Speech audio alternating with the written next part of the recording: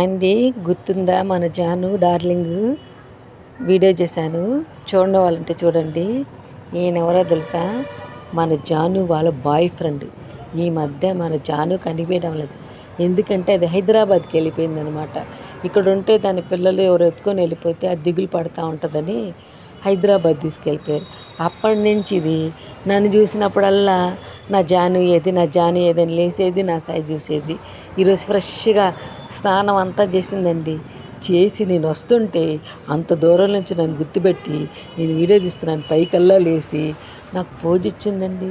Pose ఇచ్చి మరీ అడుగుతుంది నా జాను ఏది అని. జాను డార్లింగ్ ఏమో హైదరాబాద్లో ఉంటూ అక్కడ ఫోటోలు తీసి పంపిస్తున్నారండి మాకు, ఎట్లా ఉందని.